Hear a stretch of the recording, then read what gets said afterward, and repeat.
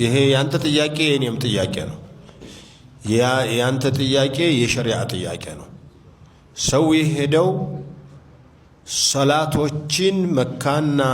መዲና ሐረሞች ጋር ለመስገድ በመሆኑ የጉብኝቱ ሰዓት ፀሐይም ይሁን ምንም ይሁን ከሶላቶች ጋር በማይጋጭበት መልኩ እንዲሆን ይሄው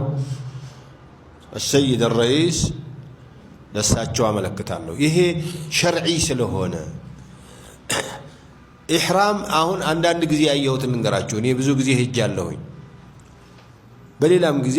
እሰማለሁ ይመጣልኛል ጥያቄው አንዷን እንግዲህ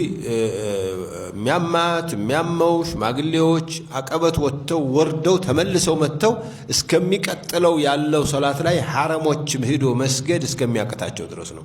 የመዲናው ጉብኝት እንኳን ቀላል ነው ከሶላት ጋራ ማጣጣሙ ነው እንጂ ሁሉችም በመኪና ተደርሶ ወዲያው ስለሚመለስ ምንም ችግር የለውም መካ ላይ ያሉት የሚጎበኙት ቦታዎች ግን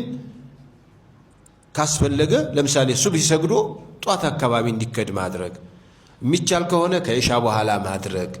ወይም እንደው በጣም ካስፈለገ ልክ አሱር ሰግዶ እስከ መግሪብ ድረስ ባለው ሰዓት እንዲደረግ ቢደረግ ጥሩ ነው ይሄ ሁላችንም ጥያቄ ነው የብዙ ሰውም የየጊዜው የሚመጣው ጥያቄ ነውና ይሄ ይደረጋል ሌላ